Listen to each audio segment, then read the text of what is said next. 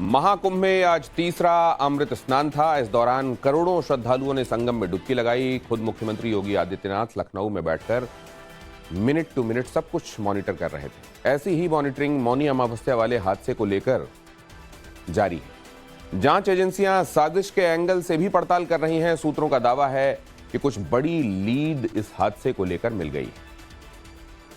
क्या है, क्या क्या संभव है, देखिए एक्सक्लूसिव रिपोर्ट।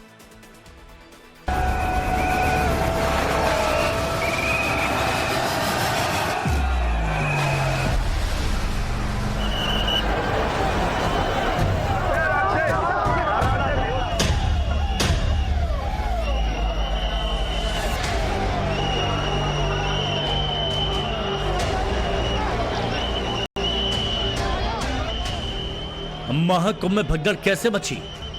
क्या किसी ने श्रद्धालुओं की भीड़ को धक्का मारा था? क्या इस हादसे के गुनहगार कहीं से आए थे?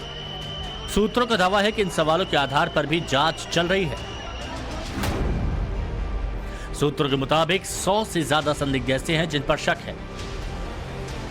घटना के बाद स्विच ऑफ चल रहे 100 मोबाइल नंबर भी रडार पर है।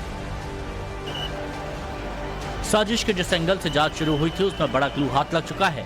माना जा रहा है कि जांच एजेंसियां जल्द ही नाम और फोटो के साथ सबके चेहरे सामने लाने वाली हैं। जिस एआई कैमरे की बदौलत महाकुंभ में आने वाले श्रद्धालुओं का आंकड़ा जुटाया जा रहा है, सूत्रों के मुताबिक उसी एआई तकनीक से मौनी अमावस्या के दिन कथित रूप से साजिश करने वालों के चेहरे भी कैप्चर हो चुके हैं। यूपी एटीएस और यूपी एसटीएफ ने भगदड़ के दौरान बने हुए कई वीडियो को फॉरेंसिक जांच के लिए भेजा है। इन सभी का फेस रिकॉग्नाइज कैसे किया जा पाएगा, इसको लेकर कोई पुष्ट जानकारी तो सामने नहीं आई है, लेकिन ये बताया जा रहा है कि तकनीक के आधार पर डेटाबेस से मिलान करके इन चेहरों की पहचान करने के लिए कदम आगे की ओर बढ़ा दिए गए हैं। महाकुंभ हादसे को लेकर फिलहाल किसी की गिरफ्तारी नहीं हुई, लेकिन यूपी पुलिस कंट्रोल रूम के सीसीटीवी फुटेज और एआई कैमरों को कई सिरों से इन्वेस्टिगेट कर रही है। साथ ही 100 से ज्यादा लोगों को ट्रैक करने में लगी है। राष्ट्रपति जी ने जो कुंभ में महान आयोजन चल रहा है उसकी भी चर्चा की है।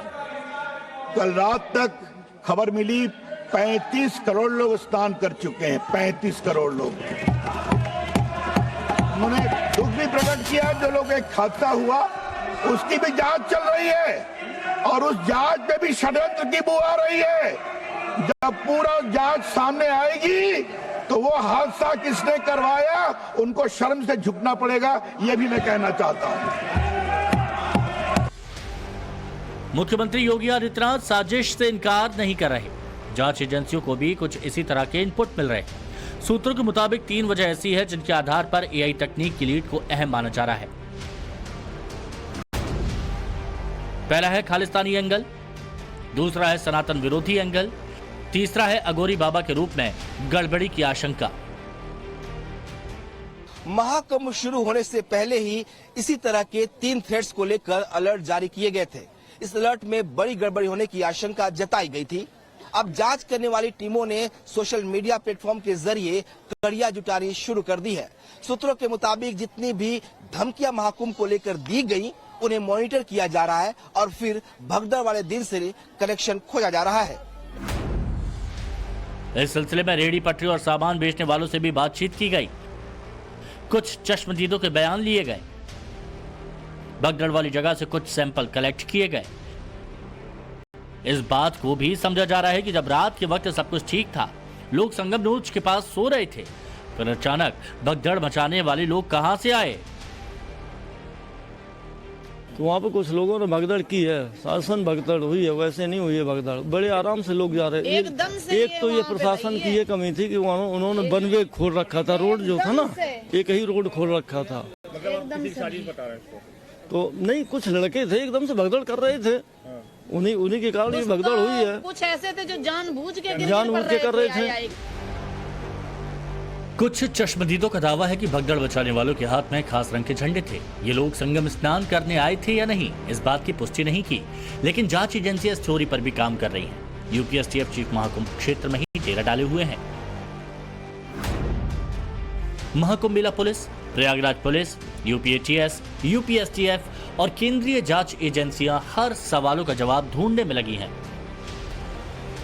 सक्रियता का अंदाजा इसी से लगा सकते हैं कि सीएम योगी प्रयागराज से लेकर लखनऊ तक हर एक चीज मॉनिटर कर रहे हैं। बसंत पंचमी के अमृत स्नान पर योगी ने सीएम ऑफिस को ही वॉर रूम में तब्दील कर दिया। रात 3:30 बजे से ही कोशिश रही कि किसी तरह की अव्यवस्था न फैले। मैं मौनी अमावस्या के दिन से ही लगातार यहाँ बना हुआ हूँ और लगातार घूम घूम करके, पैदल चल करके सारी व्यवस्थाओं का, एक एक टॉयलेट का, एक एक पीने के पानी के नल का, मूत्रालय का, सभी जगहों ऐसी सभी पानी पीने की जो वाटर एटीएम्स हैं, इन सभी चीज़ों का निरीक्षण हम करते रहे हैं। पिछले 4 दिनों में जो मौनी अमावस्या के बाद ज़्यादा भीड़ आई थी, उसके चलते जो विशेष रूप से सफाई का जो काम बढ़ा था, उसके चलते हमने और भी नगरों से अपने नगर विकास विभाग के अधिकारियों को बुलाया था।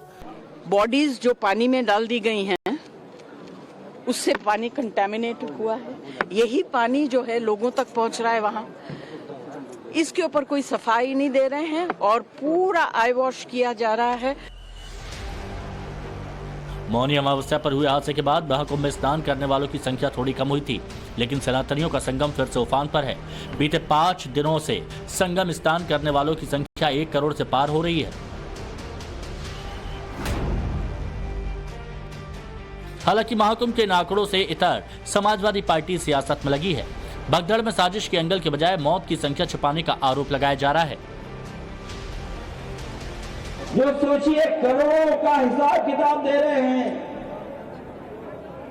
वो वहां पर जिन लोगों की जान गई उनकी गिनती नहीं दे पा रहे हैं, उनके आंकड़े नहीं दे पा रहे हैं। ऐसा कभी नहीं हुआ था, ऐसा कभी नहीं हुआ, और जब कभी भी हुआ है तो उस समय की सरकारों ने स्वीकार किया है। ये पहले मुख्यमंत्री हैं